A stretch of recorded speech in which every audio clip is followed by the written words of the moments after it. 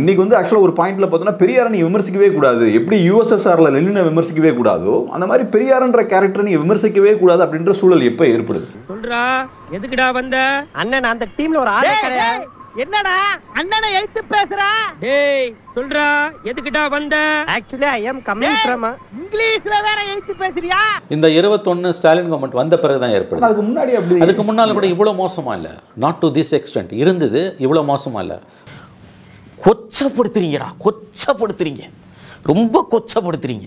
Precisely I can say past 3.5 years, Gabriel. அதுக்கு முன்னால் இவ்வளோ மோசமாக இல்லை இருந்தது, but not to this extent. 2006 and 11 வந்து கருணாநிதி பீரியடில் கூட வந்து இவ்வளோ மோசம் கிடையாது. As long as Karunanidhi was alive, Periyar மீதான விமர்சனங்கள் இவ்வளோ தூரம் இல்லவே இல்லை. ஏன்னா அது பெரியார்ன்றது காம்ப்ளிகேட்டட் சப்ஜெக்ட்ன்றது கலைஞருக்கு நன்றாக தெரியும். ஏற்கனவே ஒரு ரவுண்டு போயிட்டு வந்தாண்டி உட்காந்துருக்கோம். படுபாபி பயல முதல்லயே சொல்லியிருந்தா இப்படியே போயிருப்பலடா நானு. அது எப்படி நம்ம ஊருக்காரன் ஏவன் சொல் பேச்சு கேட்குறீங்க, அதான் பட்டு திறந்துருன்னு விட்டுட்டேன். ஏங்க அடிப்படையில் ஒரு கேள்வியை இன்றைக்கி பெரியாருக்காக இவ்வளோ தூரம் வானத்துக்கும் பூமிக்கும் எகிரி குதிக்கக்கூடியவர்கள் அடிப்படையில் ஒரு கேள்விக்கு பதில் சொல்ல மறுக்கிறாங்க. திமுகன்ற கட்சி ஏன் வந்தது? பெரியாருக்காக குதிக்கக்கூடிய இவ்வளோ பேரும் தேர் பேக்ட் அப் பை டிஎம்கே. ஞாபகம் வச்சுக்கோங்க, ஸ்டேட் பவர் கையில் இருக்குது, பணம் இருக்குது, மீடியா கையில் இருக்குது, அதனால் இவ்வளோ இவங்க ஆடுறாங்க. ஆடாத அப்படியே ஆடாத அப்படியே சந்தோஷமா இருக்கடா, ஜாலியாரு. அது இப்போ அடுத்த கேள்வி என்னன்னா, இப்போ பெரியார் அவர்களை திமுக இந்த லாஸ்ட் ஒரு 3.5 yearsல ஒரு புனித பசு அப்படின்ற மாதிரி புனித பசுவாக மாற்றிட்டு அப்படி இருந்திருந்தா கூட இவ்வளோ கோபம் வந்திருக்காது. நடைமுறையில் அதுக்கு ஜஸ்ட் ஆப்போசிட். இது பிரச்சனை இங்கே வருது.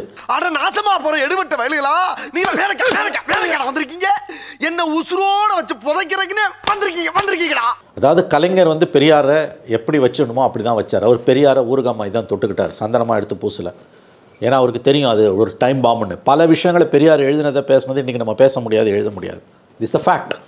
பல விஷயங்களை இன்றைக்கி நம்ம தொட முடியாது.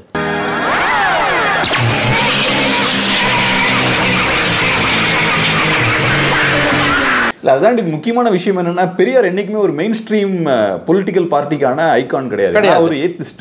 ஏத்திசம சொசைட்டி ஏத்துக்காது. ஸோ இப்போ மெயின் ஸ்ட்ரீம் பொலிட்டிக்கல் பார்ட்டி மக்கள்கிட்ட போய் வெகுஜன மக்கள்கிட்ட போய் வாக்கக்கூடிய ஒரு பார்ட்டி பெரியார் அப்படின்ற. அதனால தானே திமுக வந்தது. திரும்ப திரும்ப நான் சொல்றேன், உங்க கேள்விக்கான எல்லா பதிலும். உனக்கு என்ன பிடிக்குங்கிறது கூட எனக்கு தெரியாதுடா, ஆனா உனக்கு என்ன பிடிக்காதுன்னு ரொம்ப ஸ்ட்ராங்கா எனக்கு தெரியும். என்னதுடா? என்ன பிடிக்காதுல்ல உனக்கு? யார நம்பர்னே தெரியல தாசண்ணா.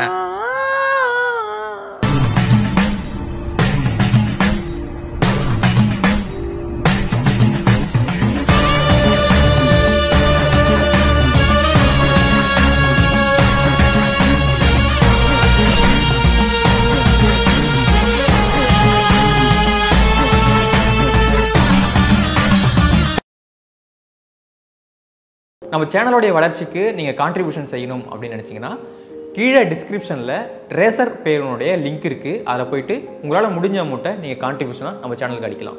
நன்றி. ஸ்டாலின் வந்த பிறகு பெரியார் பெரியார் பெரியார்ன்றீங்க, மறுபடியும் சொல்கிறேன். ஆனால் அதே நேரத்தில் வந்து சிஎம்மோட ஃபேமிலி மெம்பர்ஸ் கோயிலுக்கு போகிறது பெரிய அளவில் விளம்பரப்படுத்தப்படுது. யாரை திருப்திப்படுத்த? ஒரு பக்கம் திராவிடியன் ஸ்டாக், இன்னொரு பக்கம் இந்த விஷயங்கள் வரும்போது அவர்கிட்ட வாங்கின காசுக்கு ஏணி சின்னத்தில் ஒரு குத்து, உங்ககிட்ட வாங்கின காசுக்கு தென்னை சின்னத்தில் ஒரு குத்து, ஆக மொத்தம் 2 குத்துனே.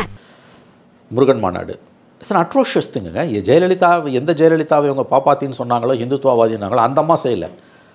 அப்பட்டமாக பிரேசனாக ஸ்டேட் இன்டர்ஃபியரிங் இன் ரிலிஜன், மதத்தை அரசியலில் கொண்டு போய் அப்பட்டமாக கலந்தீங்க. முருகன் மாநாடு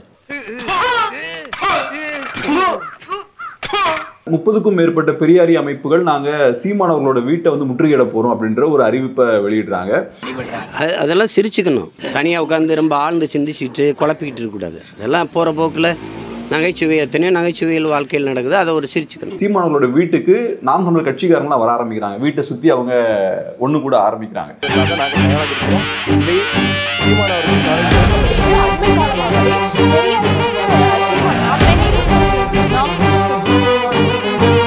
பேருக்கு தான் மல்யுத்தம், அடிக்கிற அடியில எலும்பு நேரமெல்லாம் திரிக்கணும்.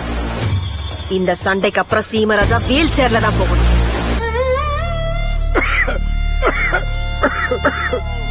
இவனுங்களை பார்த்தா சண்டை போட வந்த மாதிரி தெரியலையே, சண்டைய வேடிக்கை பார்க்க வந்தவங்க மாதிரில இருக்கு. வீடு முற்றுகை போன்ற போராட்டங்களை ஒருபோதும் வந்து காவல்துறை அனுமதிப்பதில்லை. இந்த முறையும் நீங்க பார்த்தீங்கன்னா வந்து சீமானுடைய வீட்டுக்கு ஐ திங்க் 1.5-2 கிலோமீட்டர் முன்னாலேயே வந்து காவல்துறை போராட்டக்காரர்களை தடுத்து நிறுத்தி இருக்கிறது. ஏண்டா எதுக்கு உண்ணாவிரதம் இருக்குன்னு ஒரு விவசாய வேண்டாம்? நீங்க உண்ணாவிரதம் இருப்பீங்க, நாங்க எங்க பொண்டாட்டி பிள்ளைகள விட்டுட்டு ராத்திரி பகல் உங்களுக்கு வந்து விளக்கு பிடிச்சிட்டு நிக்கணும்.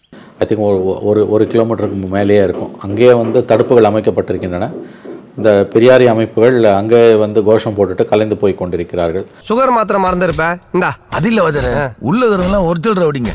நம்ம ஒரு மாதிரி காசுக்கு அடி வாங்குற பசங்கள இறங்குனா ரிஸ்க், வாங்க போயிடலாம். நீ பெரியாரை கொண்டு வந்து சர்வரோக நிவாரணியா வைக்கிற. கலைஞர் பீரியடில் வராத பிரச்சனை ஸ்டாலின் பீரியடில் ஏன் வருது? டே 1 திராவிடியன் ஸ்டாக்கு நான் பகுத்தறிவுன்னு பேசுறீங்க, ஆனால் நடைமுறையில் பார்த்தா உங்கள் ஃபேமிலி மெம்பர்ஸ் கோயிலுக்கு போகிறாங்க. எதிரிகளால் ஏற்படும் துன்பங்களும் துயரங்களும் நீங்க சூரசம்ஹாரம் நடந்த திருச்செந்தூர் முருகன் கோவிலில் சத்ரு சம்ஹார யாகத்தில் முதலமைச்சர் மு.க. ஸ்டாலினின் மருமகன் சபரீசன் பங்கேற்றார். ஒருவேளை தனியாக அந்த புரோகிதரை கூப்பிட்டு கேட்டால் அவரும் சொல்லுவார் எனக்கும் தெரியாது. ஆனால் அதனுடைய உள் அர்த்தத்தை கொஞ்சம் நினைச்சு பார்த்தீங்கன்னா அவ்வளவு கேவலமான வகையிலே அந்த மந்திரங்கள் இருக்கும். அப்புறம் என்ன நீங்க வந்த மூஞ்சில பூரா விட்டுருவேன். நீங்கள் முருகர் மாநாடு நடத்தி முதலமைச்சர் துணை முதலமைச்சர்லாம் அந்த மாநாடு மலரை கையில் வச்சுட்டு நிற்கிறீங்க. அப்பட்டமாக மதத்தை அரசியலை கொண்டு வந்து நீங்கள் கலக்குறீங்க.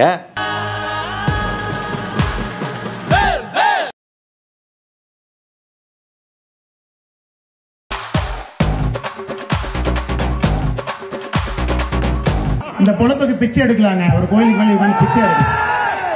கோயிலுக்கு வெளியே திருவோணம் எடுத்துக்கொண்டு கோயிலுக்கு வெளியே பிச்சை எடுக்கலாம். இந்த முரண்பாடு வந்து சகிக்க முடியாத முடைநாற்றம் எடுக்கக்கூடிய ஒரு முரண்பாடு.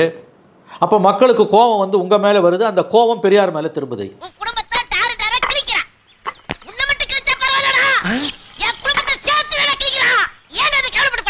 திமுக மேல இருக்க கோபம், ஆட்சியாளர்களுடைய இரட்டை வேடத்தின் மீது இருக்கக்கூடிய கோபம், எப்போ பார்த்தாலும் ஆவுன்னா சீமான் சொன்ன மாதிரி காலையில் எழுந்திரிச்சு ராத்திரி படுக்க போனால் பல்லு தேய்ச்சி படுக்க போகிற வரைக்கும் பெரியார் பெரியார் பெரியார்னும் போது உங்களா நீங்களும் உங்களுக்கு எனக்கு ஆத்திரங்கள் வருது.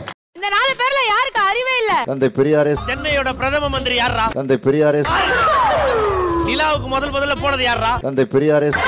பெரியார் பெரியார் பெரியார்னும் போது ஆனால் நடைமுறையில் வந்து பெரியாருக்கு எதிரான எல்லா கருத்துக்களையும் நீங்கள் செய்து கொண்டு உங்களுக்கு பிடிச்சதை மட்டும் எடுத்துக்கிட்டு நீங்கள் இரட்டை வேடம் போடும்போது விதவிதமாக வேடம் தரிக்கும் பொழுது மக்களுக்கு கோபம், உங்கள் மீது இருக்கக்கூடிய கோபம் பெரியார் மீது திரும்புகிறது.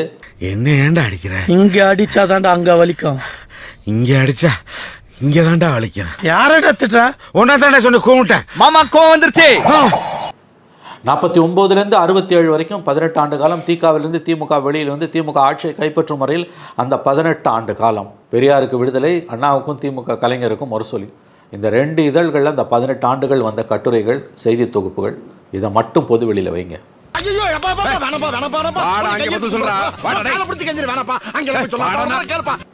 இன்றைக்கு பெரியாரை குறித்து எதிர்க்கக்கூடிய பல தரப்பினரும் பேசுவது மாதிரி 100 மடங்கு அதிகமாக பெரியாரை கலைஞரும் அண்ணாவும் அன்றைய திமுக தலைவர்களும் நாகரிகமாகவும் விமர்சித்திருக்கிறார்கள், நாராசமாகவும் விமர்சித்திருக்கிறார்கள்.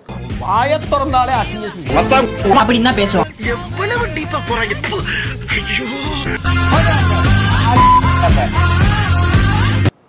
ஈவேராவை ஏன் கைது செய்யவில்லை?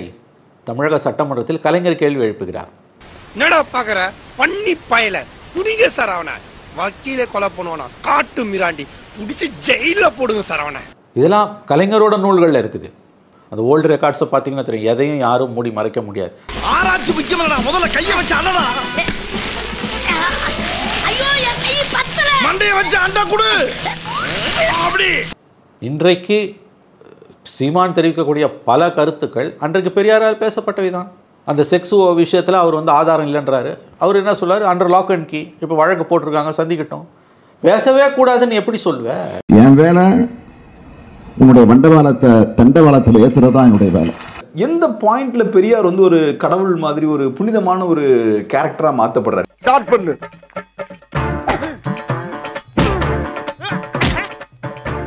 இங்கிட்டு வா. அப்படியா படைக்கலடி படைக்கல மண்டையில மட்டும் அடிச்சிடாத, கொலைகேசல் உள்ள போயிருவேன்.